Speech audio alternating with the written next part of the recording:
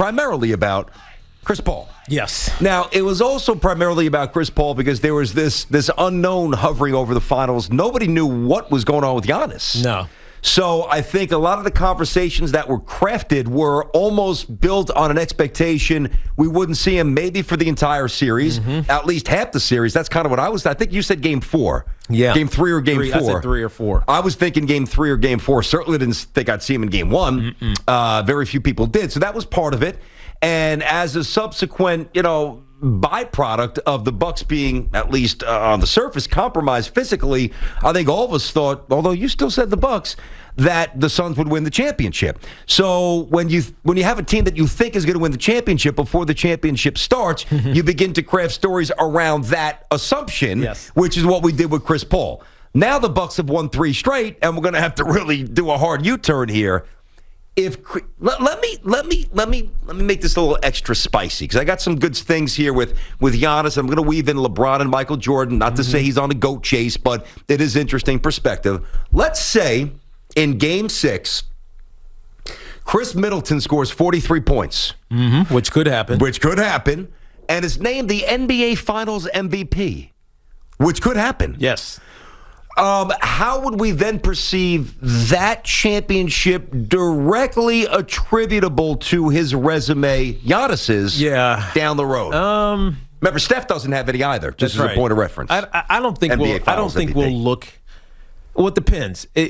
So to me, that will depend. You're talking down the line now. We're not talking like next year. You're talking down the line a couple of years or a few years, whatever that number may be, years down the line. I think it will depend on what the Bucks do next. So if they have a series of championship appearances and maybe even win another one, so they win 2 in, say, 4 years or something like that, and Giannis wins an MVP in one of those, then I think we look at this one if he doesn't win the MVP, and it doesn't become part of the narrative. If this is the only championship that the Bucks win, that Giannis wins as a Buck, let's say, and Chris Middleton wins the MVP, and it's not Giannis, of course it's going to change how we think about his performance. If you didn't watch it, the problem is if you watched it, great point. That's where I was going. You realize that the catalyst for all of this is Giannis. Yeah, that's true. And Coach Budenholzer has a lot of deserves a lot of credit because he's for the last 3 games he's gone small for the majority of the game. Giannis is playing the 5, and it allows him to be the pick guy, the roller to the rim. He's also creating a lot more, and it's opened up things for Chris Middleton when Giannis and Chris are the ones doing that action. It opens up so much more for Middleton, and it lets Giannis do what he does best, which is get downhill. At the same time, though, he's been playing great defense, right? We talk about the alley-oop block on DeAndre Ayton. That's one. He's such an influential, paint protector. If you watch the game, you'll still say, yeah, Giannis was the MVP, even if Chris Middleton won it. But because he scored so many points in critical moments, he deserves it. But Giannis was still the MVP. Let me hit you with some numbers here. This is interesting. So accolades prior to 27th birthday. All right, again, this is not to construct. We're not going to just immediately go from the Jordan-LeBron debate to is now Giannis a GOAT. We're going nowhere near that because it's not pertinent. It's not even close. It's not even close. We're not going to yet. No, we're not going to embarrass ourselves. I was going to say we're not going to waste America's time. We're not going to embarrass ourselves with that ridiculous conversation. But just as a point of perspective, so before the 27th birthday, Jordan, 6 All-Star appearances. LeBron had 7 or has 7, and Giannis has 5. All right, disadvantage Giannis by 1 and by 2 respectively. MVPs, Giannis has 2. LeBron had 2 by that age. MJ had 1. NBA titles, none. Now, this is assuming that the Bucks win. That's 1 for Giannis. And the thing that LeBron never had was a singular Defensive Player of the Year award. Giannis, as we know, went back-to-back. Michael Jordan had 1. I think he was 26. I think it was season 26, but I know that Jordan had 1. Yeah. So when you look at the championships or chip, which is singular, which would be advantage Giannis, the isolated defensive awards, which is advantage Giannis, and the MVPs, which is tied with LeBron and advantage over Michael. I mean, that paints a picture where whether he's the MVP or not, he automatically jumps into a top 20 all-time player. Well, he does because it now creates a new narrative for who we're looking at as potential GOATs, right? And it's only like I'm trying to think of who else could be in this conversation that's up and coming. It's because it's currently just LeBron and Michael Jordan, but those two guys, LeBron and Michael, we talk about them almost purely offensively, even though Michael was a great defensive player. We know that. How many DPOYs did he win? Jordan had one. In his career. Jordan? I thought it was one. I felt like maybe it was all defense. He was like 10 or 11 times all defense. All first team. Yes, you're right. And by the way, I think I misspoke. I think I said Giannis with 2 DPOYs. Yeah, obviously one with the 2 MVPs. My bad. Right. Keep going, T. But my point is we talk about Michael and LeBron from their offensive stalwart status, right? These guys, if they need to take over a game, and we've seen LeBron do this, put his shoulder down, he's going to go get 40, right? You see Michael do this. Even when he was younger, he was skying at the rim. When he was older, he was fading away, and nobody could stop it, right? It was all offense. I think the difference will be with Giannis is that this defensive component of his game will always be a part of his game. You know what I mean? It's not like it's going to go away because he's gotten older. In fact, as he gets older, it might become more important of a catalyst for his game because he's 7 feet tall and he's got arms that are just massive. He's got a 7'3" wingspan. That's why he could get the alley-oop. It's why he could block DeAndre Ayton after coming across the rim. And so I think the defensive side of this, which is a Budenholzer staple, has become something that will define Giannis's career and his legacy going forward. Unlike with Michael and MJ, we tend to talk offense, even though they're good defenders. Or at least LeBron here and there. Michael was a great defender. Great defender.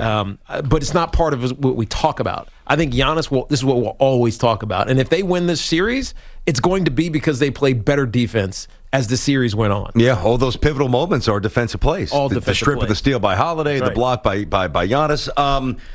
The one thing, and this, I just throw it out there. Nothing's going to change. It is what it is. Jordan came up when he came up. He played in the era in which he played, and the growth and positionless basketball and long defenders, 3-and-D type guys that are some of them could be 6'8", 6'9". I would love to see, don't doubt for a moment that there would be any drop-off, but, Michael Jordan would still be Michael Jordan, but Michael Jordan started a 7-game series whenever he started, and he knew that he was facing, the guy covering him was a 6'6" two-guard. Yep. Or in Joe Dumars' case, who was the one who gave him the most fits, I think Joe goes down at 6'4". I think that's Joe's height. But if Michael was playing today, he might invariably, depending upon the series, the matchup, have a guy who's 6'8", similar strength, similar explosion, even though Michael was an elite athlete, and wingspan, which might be a little bit of a deterrent to Michael's fall away. The quicker legs kind of keep him in front. Maybe again, it doesn't change history. It's not even meant to even really suggest that Michael wouldn't be the same. He's the best of all time. But he did kind of get not lucky. Well, he's just a product of his times. That's right. That's right. The athleticism was different, and the guys that were longer like that, they were never pushed out on the perimeter. But now I can then say the guys who were 6'6", who were checking him, were able to hand check and really muscle you up. Yeah, it was much more physical game. Then you go in the paint, and you go in there, rolling the dice with your life. Guys like Oakley and Ewing and Treat Rollins, big arms, and Mutombo. Yeah, totally different game. Giannis, I'm going to say what I said before. If they win one more game, and even if he's not the MVP, and he will be, I still think, as long as it's not like this 25-point disparity and Middleton doesn't hit the game winner next game, then it's Middleton, and rightfully so. I think that this permanently elevates him to a top 20 all-time status. I don't know how you can't look at it that way. Yeah, you have to. 2 MVPs, a Defensive Player of the Year, and a championship by 27. Yeah. It's a big deal. Think about all the guys he blows by. Iverson, Karl Malone, Barkley, that's a lot of names. You just now, if you didn't have the MVPs and you just had the championship, that's one thing. 2-time MVP, champion already, DPOY, still ascending because he's learning how to play better. He's getting, he's learning the game more. Well, he's learning, and I think this. It's interesting because this postseason has almost been eye-opening for him and for this coaching staff as it pertains to how to use Giannis. So instead of let's work on this stretch part of your game and let's take some three-pointers, here and there, How about you just do what you were great at? And I think as this series has gone on, that's what we've seen the Bucks utilize in Giannis. Do what you're great at and do it all the time. If they figure out a way to stop it, then maybe we'll adjust then. Maybe we'll put you back around the perimeter here and there. But if they can't figure it out, which if you look at this Suns team, they are not going to be able to figure it out because they don't have the horses to. DeAndre Ayton, and we talked about in the top of the show, BT, he had to play 45 minutes in this game. And while he handled it pretty well, it's exhausting. And so as this series has gone on, I think you're starting to see attrition start to seep into this Suns team, which looked so high flying after having short series in the second round and in the conference championship, relatively speaking, to the Bucks. It's starting to catch up to them again. You know what I mean? Like the fatigue, you can see it, and it's only because they don't have a great bench. It is what it is. They don't have any size. There's no extra. I mean, Kaminsky hasn't even put on his pants. They take off his pants the last two games. Couple games hasn't played. That's right. I wouldn't play him. You can't. Nah. And so they're stuck. And the Bucks seem to be getting stronger, whereas the Suns seem to be wearing out. So what does this do for Chris Paul? I mean, his trajectory. Do you see him playing in another NBA Finals? Let's say he leaves. Depends where he goes. If he leaves, do you see him playing in another NBA Finals? Where's he go? Tell me. He could go to the Knicks. You got to talk about teams with cap space. If he goes to the Knicks, do I see him playing in the Finals? No. No. I'm trying to think. We talked about this a couple weeks ago. Teams that would like thrive if they got a Chris Paul. If he went to Philly and played with Embiid? Embiid, yep, in Philly, that would be one. Maybe he would go then. But then you're still going through the Milwaukee Bucks. Yeah. The Pelicans, maybe. If he went to the Pelicans. They wouldn't win a championship there. I don't think so. And he was already in New Orleans. He's not going back he's there. He's not going back there. But, so, I mean. The Warriors, he wouldn't go back to the Clippers. He wouldn't go to Utah. I don't know if they. Even though D Wade's got a piece now, maybe that changes the appeal. I don't mean for him, but for other players. Yeah. We always talk about nobody wanting to go to Utah. Yeah. D Wade's presence could change that a little. I don't know that it really alters it, but maybe. But the question for CP3 is this his one and done chance? I think it is. I think it is certainly where he's a central figure. Yeah. Can he latch on and do like a Gary Payton at the end? And anything can happen. Sure. How many more years can he keep lifting these young teams into, you know what I mean? I know. Different stratosphere. And look, he even feel like his friends are realizing this. I mean, LeBron was at the game last night. God, did you see the pants he was wearing? Yeah, I know. Come on, man. He wore glasses all the time. What are you doing? You know what I mean? Did you see his tweet about Space Jam 2? No. Something about the haters. I did not. Like the guy it did very well. But the reviews have been awful. Yeah, but even Black Widow, it surpassed what Black Widow boxed over the weekend. But he's got to throw the tweet out. Yeah, but the reviews are from adults. I mean, exactly, it's a kids movie.